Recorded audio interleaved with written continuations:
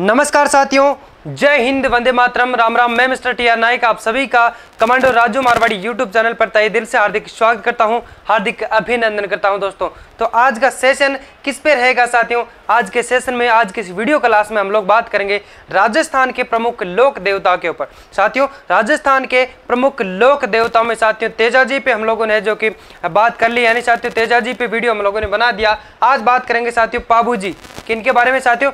पाबूजी के बारे में आज के सेशन में हम लोग बात करेंगे। तो चलिए साथियों पढ़ते हैं आज के सेशन को। राजस्थान के प्रमुख लोक देवता पाबूजी को आज का है जो कि आज के सेशन में हम बातें करने वाले हैं। कहने का मतलब ये है साथियों, आप अगर राजस्थान की किसी भी वैकेंसी की अगर आप लोग तैयारी कर रहे हैं, राजस्थान के अंदर होने वाले किसी भी तैयारी कर रहे हैं, तो साथियों लोक देवता से है जो कि आपको 2 से 3 प्रश्न पूछने जाता है साथियों। तो वहां पे बात करते हैं। तो जो संपूर्ण लोक देवता है साथियों, उन सभी को मैं एक एक वीडियो करके है जो कि आप सभी को पढ़ा दूंगा। बाकी अगर मैं कोशिश करूंगा साथियों 5 या फिर 6 घंटे के अंदर एक ही क्लास के अंदर सारे लोक देवताओं का जो कि संपूर्ण तरीके से पढ़ाऊंगा साथियों। चलिए देखते हैं बिना किसी देरी के आज के सेशन को है जो कि साथियों स्टार्ट करते हैं। चलिए साथियों आप लोग है जो कि आराम से हमारे साथ में बने रहना साथियों लास्ट तक। तो सबसे पहले आज हम क्या पढ़ेंगे साथियों? क्या है साथियों आज का सेशन? क्या है? पाबूजी लोक देवता। राजस्थान के प्रमुख लोक देवता में से है पाबूजी। राजस्थान के प्रमुख लोक देवता,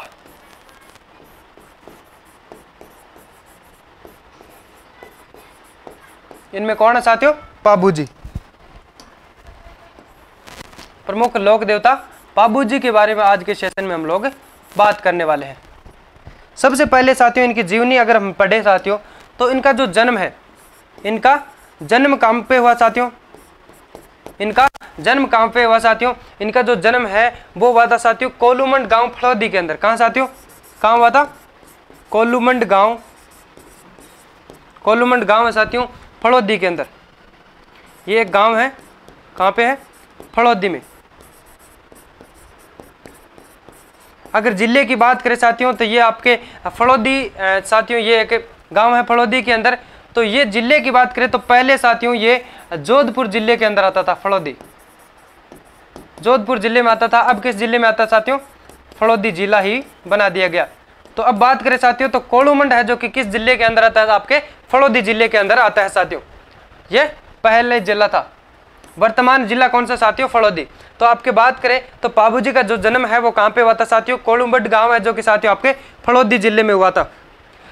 कब हुआ था साथियों? इनके बारे में बात करेंगे, इनके माता पिता और इनका जो भी जीवन परिचय है उनके बारे में, जो भी इनके क्रांतिकार है जो कि साथियों ये रहे, जो भी क्रांति रही इनके जीवन में, उन सब के बारे में आज के सेशन में बातें करेंगे साथियों। अब बात करते हैं साथियों इनका जन्म कब हुआ।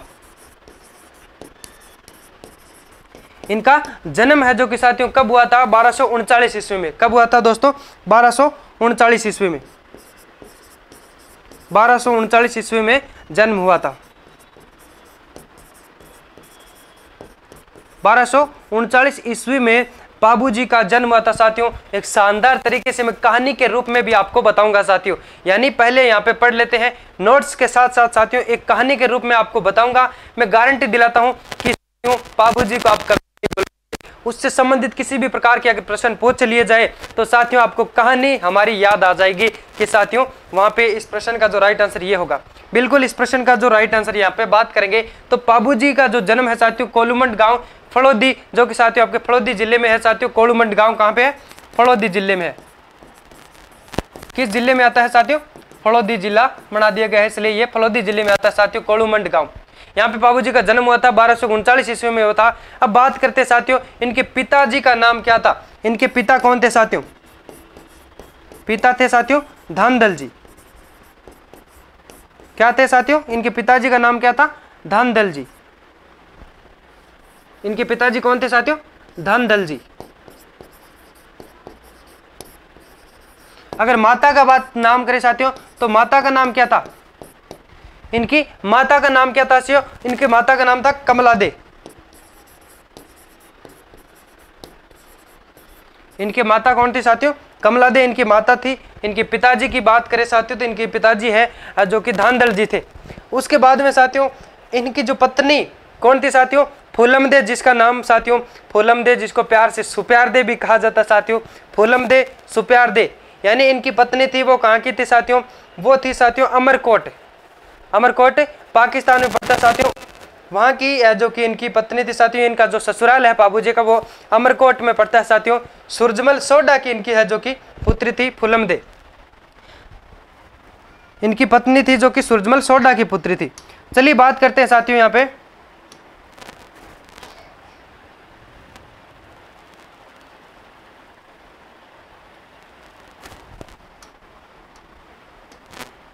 पत्नी का क्या नाम था साथियों, बाबूजी की पत्नी का नाम, बाबूजी की पत्नी का नाम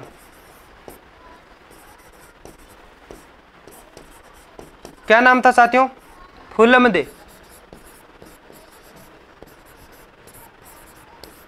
दूसरा नाम क्या था साथियों, सुप्यारदे, प्यारदे सुप्यारदे।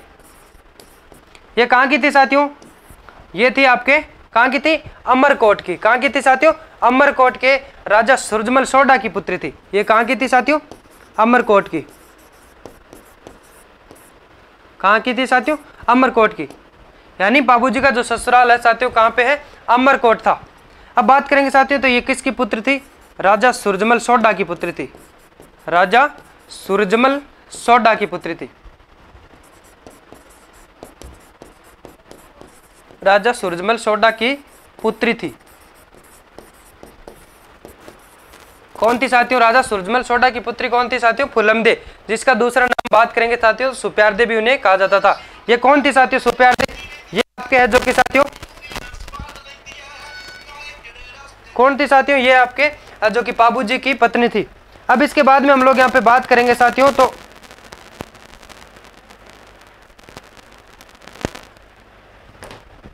यानी जो बाबूजी की पत्नी का नाम था साथियों फूलमदे, ये कहाँ की रहने वाली थी, अमरकोट की थी, और इनके पिताजी का नाम था साथियों राजा सूरजमल जी सोडा, अमरकोट के राजा सूरजमल जी सोडा। अब बात करेंगे साथियों तो जो आपके बाबूजी है इनको किन का है जो कि अवतार माना जाता है, बाबूजी को किन का अवतार माना जाता है साथियों, किन का अवतार माना जाता है,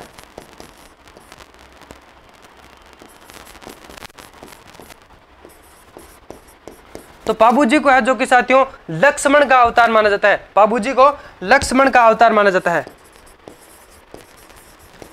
बाबूजी को लक्ष्मण का अवतार माना जाता है। प्रश्न पूछ लिया जा सकता है साथियों ऐसा कि लक्ष्मण का अवतार किसे माना जाता है साथियों, बाबूजी को लक्ष्मण का अवतार माना जाता है, और रामदेव जी को कृष्ण का अवतार माना जाता है। साथियों रामदेव जी को किसका अवतार माना जाता है साथियों, रामदेव जी को कृष्ण का अवतार, कृष्ण का अवतार माना जाता है, और देवनारायण जी को विष्णु का अवतार माना जाता है साथियों, देवनारायण जी को विष्णु का अवतार माना जाता है। विष्णु का अवतार किसे माना जाता है साथियों, देवनारायण जी को। बात करते हैं यहाँ पे साथियों रामदेव जी को किसका जो कि अवतार माना जाता है साथियों, कृष्ण का अवतार माना जाता है। बाबूजी को किसका अवतार माना जाता है साथियों, लक्ष्मण का अवतार माना जाता है। अब साथियों इसके बारे में और भी हम लोग यहाँ पे बात करेंगे। तो जो बाबूजी है साथियों वो राठौड़ वंश के है जो कि साथियों राठौड़ वंश में उन्होंने जो कि जन्म लिया था साथियों, बाबूजी राठौड़ वंश के थे साथियों। चलिए बात करते हैं साथियों बाबूजी किस वंश के थे साथियों, राठौड़ वंश के, राठौड़ वंश के थे। किस वंश में जन्म लिया था साथियों, बाबूजी ने राठौड़ वंश में जन्म लिया था साथियों, यानी वो राजपूत थे। अब हम बात करेंगे साथियों तो इनके जो उपनाम है, बाबूजी के जो उपनाम है साथियों, इन्हें ऊंटों के देवता भी कहा जाता है साथियों, इन्हें गोरक्षक देवता भी कहा जाता है साथियों, क्योंकि बाबूजी ने देवल चारने की गायों को है जो कि साथियों छुड़ाने गए थे और वहां पे अपने प्राणों की आहुति दे दी थी। कहने का मतलब साथियों इसकी कहानी के बारे में मैं कहानी के रूप में आप सभी को बताऊंगा साथियों। देवल चारने की है जो कि गायें छुड़ाने बाबूजी गए थे, यानी देवल चारने की जो गायें थी साथियों उनको जिंद्राव खींची जो साथियों बाबूजी के सगे बहन वो चुरा के लेके गए थे साथियों, उनको छुड़ाने गए थे। तो साथियों बाबूजी को मौत के घाट है जो कि उतारने वाले व्यक्ति थे जिंदराव खिची, जो उनके सगे बहनोई थे साथियों, यानी उनके सगे बहनोई ने साथियों अपने साले को मार दिया था। ये इसमें हम बात करते हैं साथियों, तो ऊंटों के देवता उपनाम साथियों किसके हैं? पाबूजी को ऊंटों के देवता भी कहा जाता है। और दोस्तों आपके फ्लेग रोग निवारक के देवता भी उन्हें कहा जाता है, गौरक्षक देवता भी कहा जाता है, क्योंकि साथियों गायों की रक्षा के लिए उन्होंने अपने प्राणों की आहुति दी थी साथियों। और ऐसे कौन लोग थे साथियों? आपके तेजाजी भी है साथियों, वो भी लाचा गुजरी की गाय छुड़ाने गए थे साथियों, और वहां पे उनकी है जो कि मौत हुई थी, एक सांप के डसने से उनकी मौत हुई थी। अब बात करेंगे साथियों, तो सर्रा रोग निवारक देवता भी इन्हें कहा जाता है, और इनका जो प्रतीक चिन्ह है साथियों भाला लिए हुए अश्वरोही। उन सब के बारे में आज के सेशन में बात करने वाले हैं। इनका जो मेला है वो कब लगता है साथियों, और कहाँ लगता है, कब लगता है साथियों? चैत्र की अमावस्या का मेला लगता है साथियों, बिल्कुल यहाँ पे। तो इसके बाद में यहाँ पे बात कर लेते हैं साथियों।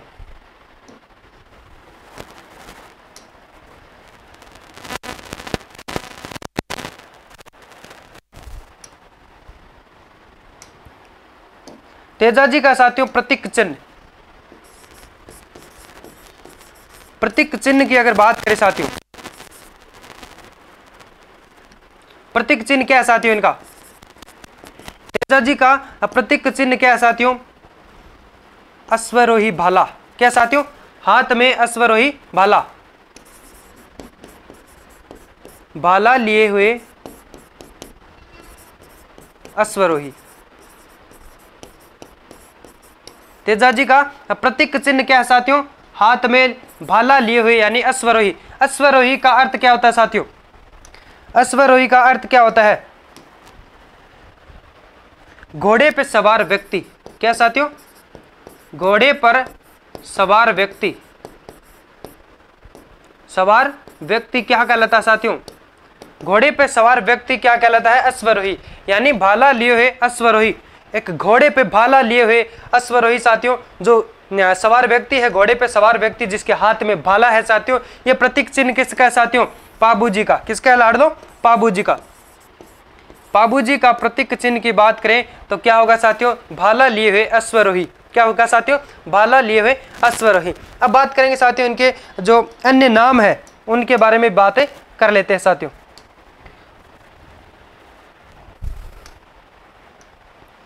पाबूजी के अन्य नाम, पाबूजी को अन्य किन नामों से पुकारा जाता है साथियों? अन्य किन नामों से पुकारा जाता है?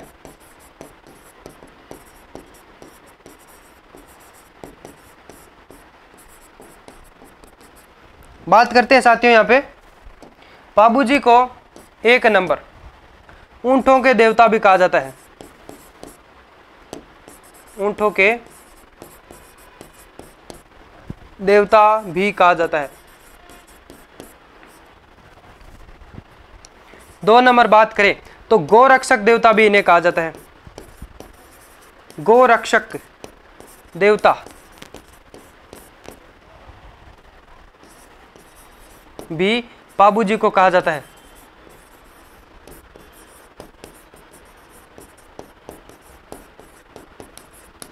मारवाड़ के अंदर बात करें साथियों, सबसे पहले जो ऊंट लाने का श्रेय है वो पाबूजी को दिया जाता है।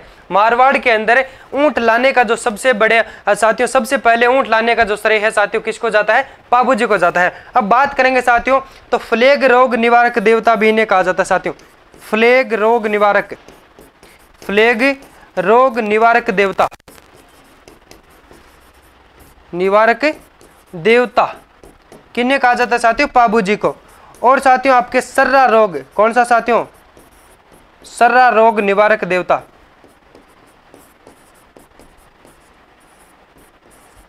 सर्रा रोग निवारक देवता भी पाबूजी को कहा जाता है। यानी साथियों अगर पूछ लिया जाए साथियों पाबूजी का अन्य नाम, तो ऊंटों के देवता भी पाबूजी को कहा जाता है, गोरक्षक देवता भी पाबूजी को कहा जाता है, फ्लेग रोग निवारक देवता भी पाबूजी को कहा जाता है, और सर्रा रोग निवारक देवता भी पाबूजी को कहा जाता है। साथियों गायों की रक्षा साथियों उन्होंने की थी, देवलचारणी की गाय छुड़ाने गए थे, वहां पे अपने प्राणों की आहुति देती साथियों, तो इसलिए उन्हें है जो कि गोरक्षक देवता कहा जाता है। ऊंटों के देवता साथियों यानी पाबूजी को, यानी मारवाड़ के अंदर अगर बात करें सबसे पहले जो ऊंट लाने का श्रेय वो किसको था साथियों?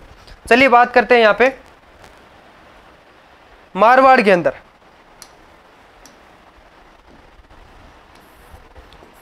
मारवाड़ के अंदर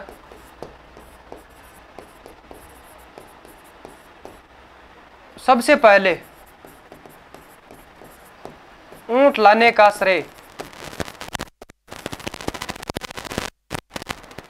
ऊंट लाने का जो श्रेय है साथियों, किसको प्राप्त है साथियों?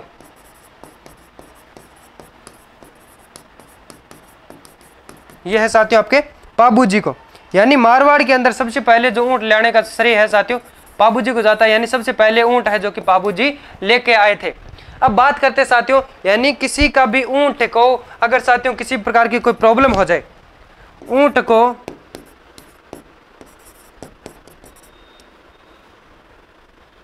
को प्रॉब्लम होने पर साथियों बात करते हैं, तो यानी किसी प्रकार के ऊंट का जो कि साथियों ऊंट अगर चरता नहीं है या फिर उनका पेट दर्द करता है या फिर चलता नहीं है या फिर कुछ खाता नहीं है, तो साथियों अगर आप लोग पाबूजी का नाम लेके साथियों बोल देते हैं कि हे पाबूजी महाराज अब तो इसको ठीक करने वाला तू ही है, तो पाबूजी महाराज जब उसको साथियों ठीक कर देते हैं। यानी कहने का मतलब यह है कि जब आप पाबूजी का नाम लेके अगर बोल दोगे कि हमारा जो ऊंट है इसको ठीक करो पाबूजी के, अगर आप लोग हैं जो कि उनसे मन्नत मांगोगे साथियों, तो पाबूजी आपके ऊंट को ठीक कर देंगे।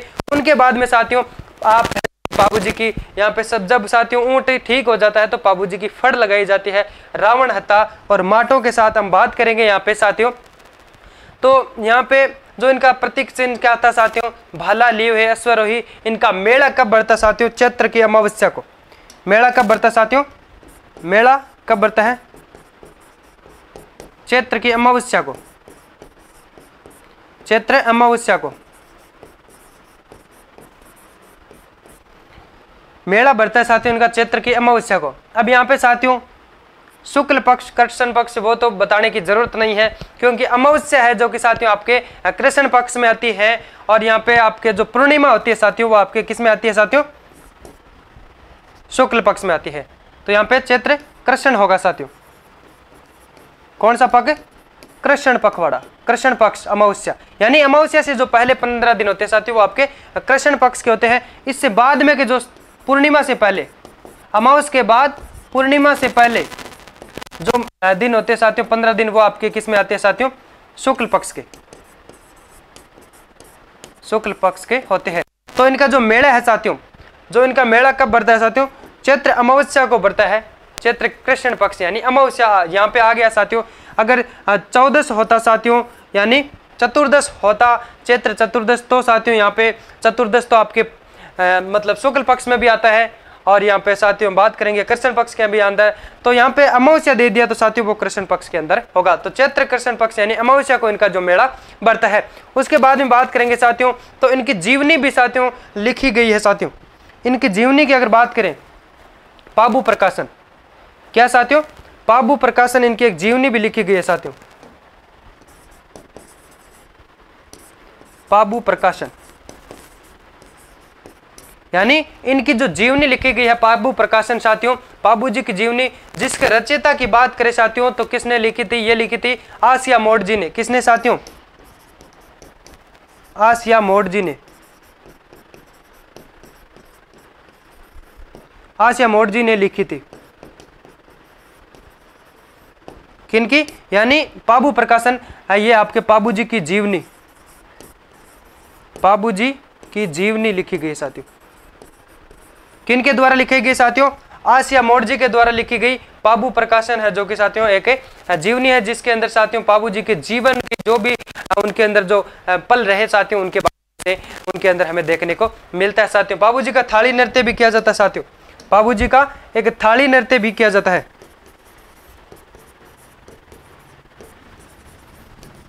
पाबूजी का थाली नृत्य भी किया जाता है। अब यहाँ पे बात करेंगे साथियों हम लोग है जो कि नेक्स्ट पेज लेते हैं, और यहाँ पे पाबूजी है जो कि साथियों देवल चालने की गाय छुड़ाने गए थे। यानी साथियों पाबूजी के जो दो दोस्त थे, जो खास दोस्त होते हैं ना साथियों, उनके बारे में बात कर लेते हैं।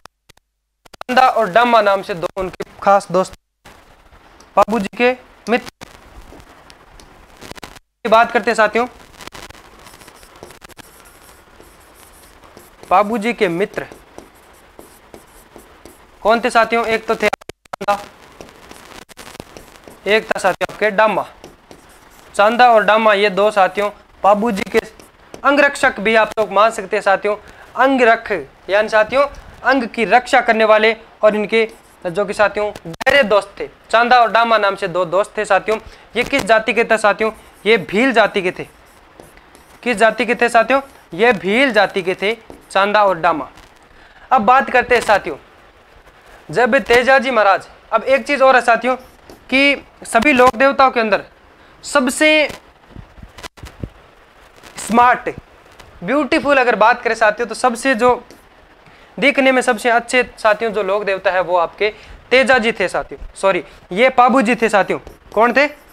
पाबूजी दिखने में सबसे स्मार्ट थे साथियों, क्योंकि कहा जाता है साथियों कि इन्होंने एक परी के जन्म लिया था।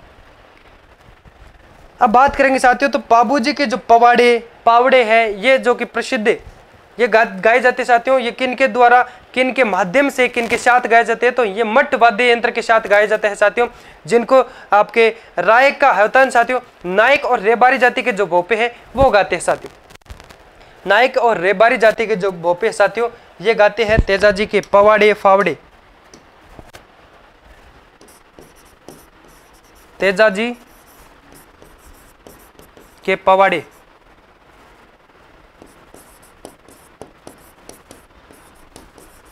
तेजाजी के जो पावड़े साथियों ये कौन गाते हैं साथियों? माट वाद्य यंत्र के साथ। माट वाद्य यंत्र के साथ गाते हैं साथियों। कौन गाते हैं? नायक व रेबारी जाति। नायक व रेबारी जाति के लोग हैं जो कि साथियों आपके किन के साथियों? पाबूजी के पवाड़े गाते हैं साथियों। तेजाजी नहीं, पाबूजी। पाबूजी के पवाड़े गाते हैं साथियों। ये प्रसिद्ध गाथा गीत है साथियों, प्रसिद्ध गाथा गीत है साथियों। बात करें साथियों तो पाबूजी के प्रसिद्ध गाथा गीत है कौन से साथियों?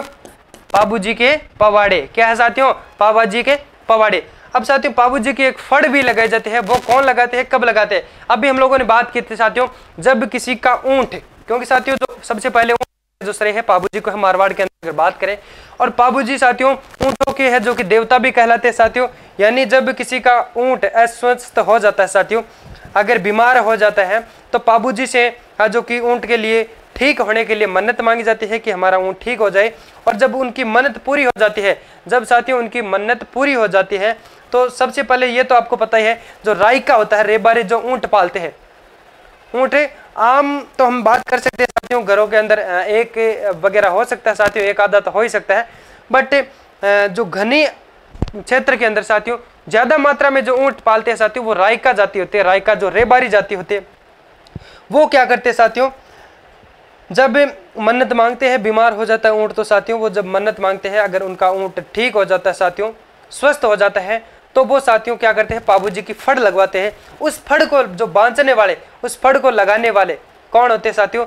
नायक जाति के भोपे। किसके साथ गाते हैं साथियों? रावण हत्ता के साथ। चलिए बात करते हैं साथियों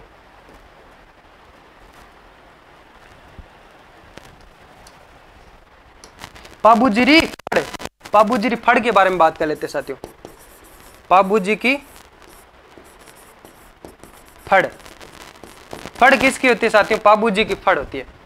अब जब साथियों मन्नत पूरी होने पर, मन्नत पूर्ण होने पर पाबूजी को, पाबूजी का गुणगान किया जाता है। जब मन्नत पूरी हो जाती है साथियों, यानी पाबूजी के द्वारा जो कि पाबूजी से मन्नत मांगी जाती है, और वो मन्नत जब पूरी हो जाती है तो साथियों पाबूजी की फड़ लगवाई जाती है। वो है जो कि साथियों भोपे किन के द्वारा गाते हैं साथियों? रावण हत्ता। क्या साथियों? रावण हत्ता वाद्य यंत्र के साथ। रावण हत्ता वाद्य यंत्र के साथ गाई जाती है साथियों। कौन गाते हैं साथियों? रायका व रेबारी जाति। नायक जाति के भोपे, नायक जाति के भोपे वह नायक जाति के भोपे और रेबारी जाति, रेबारी जाति के भोपे, बाबूजी की फड़ लगाते हैं साथियों, बाबूजी की फड़ लगाते हैं, या फिर यूं कह लीजिए बाबूजी की फड़े बांधते हैं। नायक जाति के भोपे और रेबारी जाति के जो भोपे हैं साथियों, रावण हत्ता वाद्य यंत्र के साथ, किसके साथ? रावण हत्ता वाद्य यंत्र के साथ। रावण हत्ता क्या होता है साथियों? ये एक वाद्य यंत्र है। क्या साथियों? ये एक वाद्य यंत्र है। किस प्रकार का वाद्य यंत्र साथियों? ये तत्व वाद्य यंत्र साथियों। किस प्रकार का है? तत्व वाद्य यंत्र है। तत्व वाद्य यंत्र का मतलब क्या होता है साथियों? जो तार से बना होता है साथियों, तार से बना होता है, यानी कहने का मतलब जिसके अंदर ध्वनि तार के द्वारा निकाली जाती है, जिसके अंदर तार से ध्वनि प्राप्त होती है साथियों। बात करते हैं रावण हत्ता के अंदर साथियों कितने तार होते हैं? 9 तार लगे होते हैं साथियों, 9 तार। रावण हत्ता के अंदर साथियों कितने तार लगे हुए थे? 9 तार लगे होते हैं। इसको जो प्रयोग कौन करते हैं साथियों? बाबूजी की फड़ लगाते समय नायक जाति व रेबारी जाति के जो साथियों, नायक जाति के जो भोपे हैं साथियों, वो लगाते हैं साथियों तेजाजी की बाबूजी की फड़ लगाते हैं। किसके साथ? रावण हत्ता वाद्य यंत्र के साथ लगाते हैं। बात करेंगे साथियों तो ये आपके जो बाबूजी की फड़ है साथियों, बिल्कुल ये एक लोकप्रिय फड़ मानी जाती है। बाबूजी की घोड़ी की बात करें साथियों तो केसर काल में साथियों जो घोड़ी थी उनकी, वो किनके द्वारा दी गई? उनको केसर काल में घोड़ी है साथियों, देवल चारणी की घोड़ी थी। उनको ले करके साथियों बाबूजी जो कि बारात साथियों जाते हैं अमरकोट, अमरकोट सूरजमल सोडा के घर बारात लेके जाते हैं देवल चारणी की घोड़ी लेके केसर काल में साथियों, और वहां पे शादी के लिए जाते हैं। अब बात करते हैं साथियों इनके बारे में, एक बड़ी कहानी है, मैं आपको बताऊंगा तभी आपको समझ में आ पाएगा साथियों।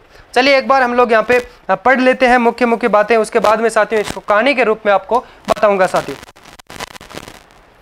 चलिए फिर आगे देखते हैं साथियों। यहाँ पे तेजाजी की जो बाबूजी की घोड़ी है साथियों, उनका क्या नाम था? बाबूजी की घोड़ी क्या नाम था साथियों उसका? केसर कालवी, केसर कालवी, केसर कालवी घोड़ी थी साथियों। काली कलर की घोड़ी थी, काले कलर की, काले रंग की घोड़ी थी साथियों।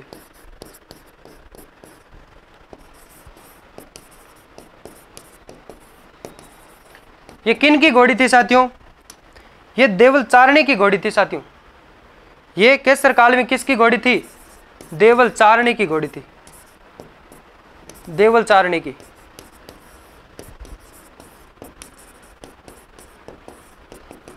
देवल चारणी की घोड़ी थी साथियों, क्योंकि इसको जब बाबूजी बारात लेकर के गए थे साथियों सूरजमल सोडा के गांव, यानी सूरजमल सोडा के वहां गए थे साथियों बारात लेके, तो ये केसर कालवी घोड़ी मांग करके जो कि लेके गए थे साथियों, किससे? देवल चारणी के।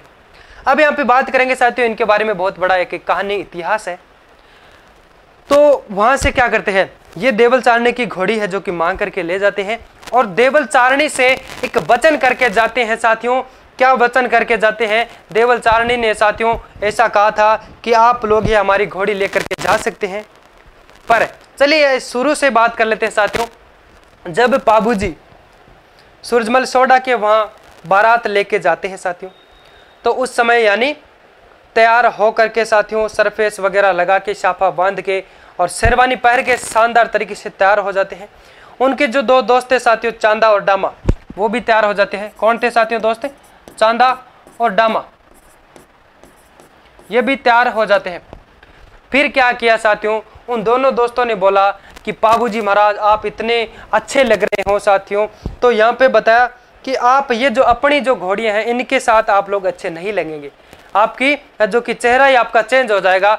आप लोग अगर वहां पे बारात लेके अपन जाएं तो आप क्या करें, देवल चारणी के पास एक शानदार सी घोड़ी है केसर कालवी, वो अगर दे दे तो आप इतने अच्छे लगोगे तो पूछो ही मत आप।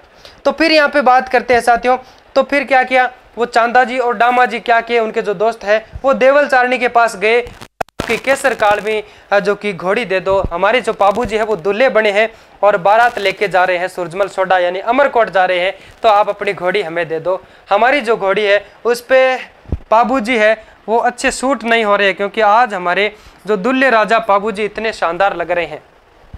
तो देवल चारणी ने उसे जो कि मना कर दिया। बाकी मना करने का ये कारण नहीं था साथियों, उनका मना करने का ये कारण था कि उनकी जो गायें थी, कई मात्रा में उनकी है जो कि काफ़ी सारी गायें थी देवल चारणी के पास साथियों। वो जंगलों के अंदर जब चराते हैं, उनके जो चरवाई होते हैं साथियों, उनके पास वो देवल चारणी के जो घोड़ी है साथियों, केसर कालवी, उनके पास रहती है। जब भी कोई उनकी गायों के साथ लूटपाट करके उनको ले जाते हैं, तो वो घोड़ी लेके वहाँ से फटाक से यहाँ आके देवल चारणी को बताते हैं, तो ये जाके है जो कि उन गायों का पीछा करके उनको छुड़वाते हैं। तो उन्होंने बोला कि जब ये केसर कालवी में अगर आपको दे दूंगी तो क्या होगा कि जब हमारा चरवा कोई अगर हमारी गायें कोई लेके चला जाएगा, तो वो पैदल यहाँ तक आएगा, तो तब तक तो हमारी गायें तो कहीं गुम ही हो जाएगी। तो फिर ऐसा करके उन्होंने मना कर दिया। तो चांदा जी और डामा जी वहाँ जाके पाबू जी को बोलते हैं कि पाबू जी महाराज, ये तो घोड़ी तो नहीं मिली हमें, तो हो सके तो पाबू जी महाराज एक बार आप जाके ही देवल चारणी से, माँ देवल से आप लोग है जो कि बोल दो कि हमें आपकी घोड़ी चाहिए। तो पाबू जी जाते हैं तुरंत और बोलते हैं कि माँ देवल, मैं दुल्हा बन के वहाँ अमरकोट जाने वाला हूँ, तो आप मुझे आपकी जो केसर कालवी है वो मुझे दे दो, बस एक दिन के लिए, वापस मैं आपको ला के दे दूंगा। तो देवल चारणी साथियों यहाँ पे बोलती है कि बस हमारी यही है कि हमें आप घोड़ी ले जा सकते हो, पर हमें जो हमारी गायों की रक्षा के लिए हम लोगों ने ये जो केसर कालवी रखी है। तो पाबू जी बोलते हैं साथियों कि ये इसके लिए साथियों मैं क्या करता हूँ। पाबू जी कहते हैं, यह मेरा वचन है कि मैं आपकी गायें कहीं नहीं जाने दूंगा, मैं आपकी गायें छुड़ा के लाऊंगा अगर कोई लेके चला जाएगा। तो देवल चारणी बोलती है, आप जिद मत करो कि आपसे नहीं आया जाएगा, अगर आप फेरे ले रहे होंगे तो क्या आप वापस आ जाओगे। तो वचन करते हैं यहाँ पे पाबू जी, और उनकी केसर कालवी ले करके जाते हैं साथियों। चांदा जी और डामा जी वहाँ सूरजमल सोडा के वहाँ साथियों अमरकोट के अंदर पहुँच जाते हैं। फिर क्या किया साथियों, फिर जब फेरे ले रहे होते हैं साथियों, और वहाँ पे साथियों सांस भरी हुई, सांस फूली हुई, वहाँ पे दौड़ती हुई केसर जो कि साथियों आपके देवल चारणी वहाँ पहुँचती है और पाबू जी को बोलती है कि मैंने आपको बोला था कि तू जो कि बीच में नहीं आ पाएगा, हमारी जो गाय वो है जो कि चोर ले गए। तो पाबू जी ने बोला, माँ देवल कौन ले गए, मैं आपकी गाय छुड़ा के लाऊंगा, चाहे ये फेरों को यहीं पे छोड़ दूं। तो फिर बताया कि जो जिद्राव खिच्ची है वो ले गए मेरी गायों को। तो उसी समय पाबू जी वहाँ से रवाना होते हैं। और साथियों जिंद्राव खिच्ची कौन थे साथियों, जो इसके बहनोई थे, पाबू जी के बहनोई थे साथियों जिंद्राव खिच्ची, वो इनकी देवल चारणी की गायों को लेकर के है जो कि यहाँ वहाँ से फरार हो गया। अब बात करते हैं साथियों जोधपुर के पास में एक गाँव पड़ता है देचू गाँव। चलिए बात करते हैं साथियों उनके बारे में। जोधपुर के पास में गाँव साथियों देचू गाँव, कौन सा गांव साथियों, जोधपुर के पास गांव है साथियों एक देंचू। क्या गांव का नाम है साथियों, देंचू। वहां पे अब बात करें साथियों तो 1276 के अंदर, कब दोस्तों 1276 में, जब साथियों 1276 के अंदर जोधपुर में एक गांव है, कौन सा, देंचू गांव। वहां पे देवल चारणी की जो गायें थी उनको छुड़ाने के लिए गए थे साथियों पाबू जी, देवल चारणी की गायें, देवल चारणी की गायें छुड़ाने गए थे।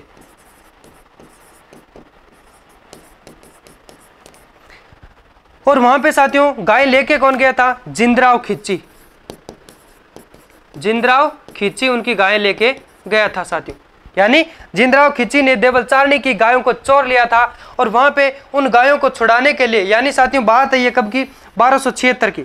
कब की बात है साथियों, 1276 की। कहाँ की बात है साथियों, जोधपुर के अंदर एक गांव है देंचू गांव, वहां की ये बात है साथियों। तो यहाँ पे पाबू जी क्या करते साथियों, पाबू जी यहाँ पे उन गायों को छुड़ाने के लिए, देवल चारणी की गायों को छुड़ाने के लिए वहां पे युद्ध करते साथियों जिंद्राव खिच्ची के साथ। ये कौन थे साथियों, पाबू जी के बहनोई थे, पाबू जी के बहनोई थे जिंद्राव खिच्ची, इनके साथ युद्ध करते हैं। क्योंकि साथियों पाबू जी ने देवल चारणी से वचन किया था, तो इसके साथ में गायें छुड़ाने के लिए युद्ध करते हैं। और वहां पे साथियों पाबू जी जो कि 1276 में मारे जाते हैं साथियों, उस युद्ध में पाबू जी मारे जाते हैं, पाबू जी की मौत हो जाती है साथियों। किनके द्वारा हो जाती है साथियों? जिंदराव खिंची ने पाबूजी को मौत के घाट उतार दिया था साथियों। कहां पे? देचू गांव में। कब साथियों? 1276 में। कब साथियों? कब की बात है ये? 1276 की। अब बात करें साथियों तो जो पाबूजी का साथियों जन्म है वो आपके 1239 में हुआ था साथियों। पाबूजी का जन्म कब हुआ था साथियों? 1239 में। पाबूजी का जन्म कब हुआ था साथियों? 1239 में। अब मृत्यु की बात करें साथियों तो कब हुई है? आपके 1276 में। यानी बात करते हैं साथियों 37 साल की उम्र में ही दोस्तों पाबूजी अपने देवलोक गमन हो गए थे साथियों। 37 साल की उम्र में है जो कि यहाँ रह के गए साथियों, 37 साल की उम्र तक ही पाबूजी। अब बात करते हैं साथियों कि जो केसर काल में साथियों घोड़ी किसकी थी? देवल चारणी की। केसर काल में घोड़ी देवल चारणी की थी। बल्कि अब आपको ये है जो कि नहीं समझना है कि केसर काल में घोड़ी देवल चारणी की थी। अगर प्रश्न पूछ लिया जाए पाबूजी की घोड़ी कौन सी थी तो वो थी साथियों आपके केसर काल में। पाबूजी की घोड़ी कौन सी थी साथियों? केसर काल में। लीला घोड़ा किसका था साथियों? लीला घोड़ा रामदेव जी। और आपके नीली घोड़ी गोगा जी की। नीली घोड़ी गोगा जी की। केसर काल में साथियों किसकी थी? पाबूजी महाराज की। अब बात करते हैं साथियों तो वहां पे पाबूजी वीर गति को प्राप्त हो जाते हैं साथियों। पाबूजी की जो अंग रक्षक की बात करें तो हमने बात किया था उनके दो दोस्त थे, चांदा डामा, और अन्य की भी हम बात करेंगे साथियों। तो हरमल थे, सलजी थे, और साथियों सावत जी उनके हैं जो कि अंग रक्षक थे। चलिए बात करते हैं साथियों उनके बारे में भी।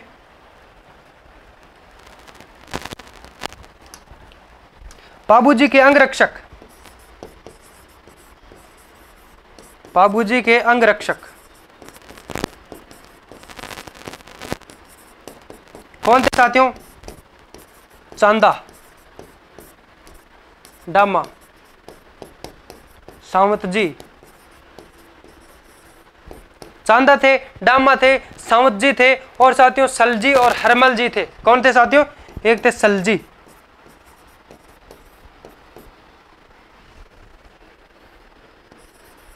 एक थे हरमल जी। यानी बात कर लीजिए साथियों पाबूजी के अंग रक्षक कौन थे साथियों? चांदा डामा। ये तो दो खास दोस्त थे जो कि भील जाति के थे साथियों, भील जाति के थे। सावंत जी, सलजी, हरमल जी ये अन्य उनके जो कि साथियों अंग रक्षक माने जाते हैं। अब यहाँ पे बात करेंगे साथियों जो पाबूजी की साथियों जो पत्नी थी सुप्यारदे, पाबूजी की पत्नी कौन थी साथियों? फूलमदे। कौन थी? फूलमदे, जिसका दूसरा नाम क्या था साथियों? सुप्यारदे। पाबूजी की पत्नी का क्या नाम था साथियों? फूलमदे। कहां की थी साथियों? अमरकोट, सूरजमल सोडा की पुत्री थी। कहां की थी साथियों? ये अमरकोट की थी। यानी ऐसे मैं बात कर लूं साथियों तो इस प्रकार से कोई नहीं पूछता है कि उनकी पत्नी कहाँ की थी, उनका ससुराल कहाँ था, उनके कितने पुत्र थे, उनके बड़े पुत्र का क्या नाम। साथियों ऐसा कोई नहीं पूछता है। जो महत्वपूर्ण बातें हैं उनको लोग है जो कि साथियों नोट करना है। बाकी साथियों मेरा ये कहानी तो बताने का मकसद यही है कि आप लोग है जो कि भूल नहीं पाओगे, यानी आप कभी भी भूल नहीं पाओगे साथियों, इसलिए मैंने कहानी बताई है। बाकी ये सब चीज़ आपको याद करने की जरूरत नहीं है। उसका ससुराल कहाँ था, उनकी पत्नी कौन थी साथियों, वो जब खत्म हुए तो कैसे गिरे, क्या गिरे, ये सब मायना नहीं रखता साथियों। अब बात करेंगे यहाँ पे तो साथियों इनकी जो पत्नी थी सूरजमल, जो कि साथियों सूरजमल सोडा की पुत्री, यानी जो आपके पाबूजी की पत्नी फूलमदे सुप्यारदे साथियों, जो इनकी पत्नी थी वो एक अर्धविवाहित मानी जाती है साथियों, अर्धविवाहित सोडी। क्योंकि साथियों आधे फेरे लेकर के है जो कि पाबूजी वहां से निकल चुके थे। किस लिए निकले थे? देवल चारणी की गाय छुड़ाने के लिए। चलिए बात करते हैं यहाँ पे साथियों अर्ध विवाहित, अर्ध विवाहित सोडी कौन है साथियों? ये कौन कहलाती हैं? फूलमदे। अर्ध विवाहित सोडी फूलमदे ने क्या किया साथियों? पाबूजी के देवलोक गमन होने के बाद में ये भी सती हो गई थी। फूलमदे जो कि साथियों सती हो गई थी। ये क्या थी साथियों? एक अर्ध विवाहित सोडी, क्योंकि साथियों बाबूजी ने आधे फेरे लिए थे, बाबूजी ने आधे ही फेरे लिए थे साथियों।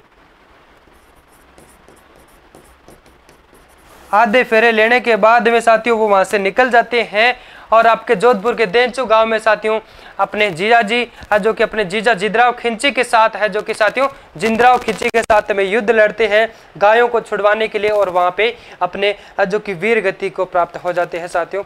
और यहाँ पे जो इनकी पत्नी थी फुलम दे, ये भी साथियों सती हो जाती है। और सबसे पहले अगर बात करेंगे तो मारवाड़ में अभी हम लोगों ने बात की साथियों, तो मारवाड़ के अंदर सबसे पहले जो ऊंट लाने का श्रेय है साथियों वो किनको दिया जाता है? बाबूजी को दिया जाता है। ऊंटों के जो पालक जाति होते हैं, ऊंटों के जो पालने वाली जाति कौन सी होती है साथियों? आपके रायका होती है, रेबारी होती है, जो देवासी होते हैं वही ऊंटों को पालते हैं। और वो साथियों क्योंकि ऊंटों को पालते हैं और ऊंटों के देवता जब साथियों बाबूजी हैं तो वो इन्हें आराध्य देव भी मानते हैं साथियों।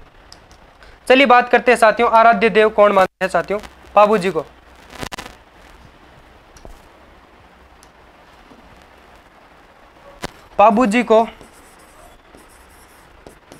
बाबूजी को अपना आराध्य देव, अपना आराध्य देव कौन मानते हैं साथियों? कौन कौन सी जाति? रायका, जिसको रेबारी साथियों कह सकते हैं, रेबारी जाति, और आपके देवासी, ये साथियों ऊंटों को पालने वाली जाति है। कौन सी जाति है साथियों? उनका धंधा यही होता है साथियों, ऊंटों को पालना, बड़ी संख्या में ऊंटों को पालना, बड़ी संख्या में ऊंटों को पालना इनका जातिगत कार्य है साथियों। इनका है जो कि एक पीढ़ी दर पीढ़ी हम लोग बात करते साथियों, इनका कार्य ये है कि ऊंटों को पालना, अपना जीवन यापन करना। ये कौन सी जाति का साथियों? रायका, रेबारी, यानी जो देवासी जाति होते हैं वो साथियों बाबूजी को अपने आराध्य देव मानते हैं। अब बात करेंगे साथियों तो इनकी जो कुछ वाचना भी रही है साथियों, पाबू धनीरी वाचना साथियों। क्या है पाबू धनीरी वाचना? जो कि आपके थोरी जाति के जो लोग होते हैं साथियों सारंगी के साथ में है जो कि उन्हें गाते हैं, यस गाते हैं साथियों बाबूजी के यस। अब बात करते हैं यहाँ पे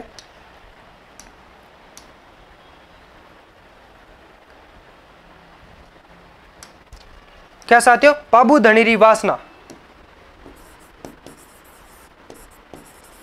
पाबू धनीरी वासना कौन गाते हैं साथियों? थोरी जाति के लोग, क्योंकि बाबूजी ने थोरी जाति के लोगों को शरण दी थी साथियों, थोरी जाति के लोगों को शरण दी थी। शरण ही नहीं बल्कि साथियों उनको बहुत अलग अलग तरीके से साथियों उनको है जो कि उनकी रक्षा की थी।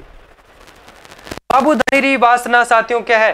पाबू धनीरी वासना थोरी जाति के जो लोग हैं साथियों सारंगी के साथ में बाबूजी के यश गाते हैं साथियों, सारंगी वाद्य यंत्र के साथ, सारंगी वाद्य यंत्र के साथ बाबूजी के यश गाते हैं, बाबूजी के यश गाते हैं, यश को गाते हैं। कौन गाते हैं साथियों? थोरी जाति के लोग, पाबू धनीरी वासना। जिसे अगर बात करें साथियों तो राजस्थान के अंदर प्रचलित पाबू है जो कि साथियों भाषा में पाबू धनीरी वासना कहते हैं। राजस्थान की प्रचलित भाषा पाबू धनीरी वासना जिसे कहते हैं साथियों। अब हम बात करेंगे यहाँ पे साथियों तो पाबू जी के बारे में आज के सेशन में हम लोगों ने तरीके से पढ़ा है साथियों। और मैं बात कर लूँ साथियों तो राजस्थान के जो लोक देवता है, आपके जो भी साथियों एग्जाम की आप तैयारी कर रहे हैं जैसे सेकंड ग्रेड, फर्स्ट ग्रेड और साथियों आपका थर्ड ग्रेड राजस्थान के अंदर साथियों, और जो भी आपके राजस्थान कांस्टेबल का एग्जाम है, इन प्रकार से तमाम जो साथियों राजस्थान के जो भी वैकेंसी है, जो भी भर्ती परीक्षा है उनके अंदर साथियों आपका राजस्थान जीके से प्रमुख साथियों यहाँ पे बात करते हैं राजस्थान के जो लोक देवता पूछे जाते हैं उनमें से कम 2 से 3 प्रश्न आपको देखने को मिलते हैं, जिसमें साथियों उन सभी जो लोक देवताओं को हम लोग है जो कि मैं कोशिश करूंगा साथियों 5 या फिर 6 घंटे के अंदर साथियों एक ही वीडियो के अंदर आपका लोक देवता है जो कंप्लीट करवाऊंगा। साथियों मैंने पहले एक वीडियो के अंदर लोक देवता तेजा जी का भी साथियों वीडियो बना दिया है और आज हम लोगों ने साथियों बाबू जी के बारे में बात की है। फिर साथियों कल के वीडियो में हम लोग बात करेंगे रामदेव जी की, लोक देवता रामदेव जी, रूणी चेहरा धनिया अजमाल जीरा कंवरा माता मेणा देरा लाल रानी नेतलरा बरतार मारो हेलो सुनो जी रामा पीर। तो रामदेव जी के बारे में हम लोग है जो कि काल की वीडियो में बात करने वाले हैं। साथियों आज का हमारा जो सेशन आपको कैसा लगा, अगर अच्छा लगा हो तो साथियों आप लोग है जो कि हमारे इस वीडियो को लाइक करना नहीं भूलिएगा। हमारे अपने जो YouTube channel commando Raju Marwari को सब्सक्राइब करना बिल्कुल भी नहीं भूलिएगा। फिर मिलते हैं साथियों एक नए टॉपिक नए वीडियो के साथ, तब तक के लिए एक छोटा सा ब्रेक लेते हैं। बाय बाय, जय हिंद।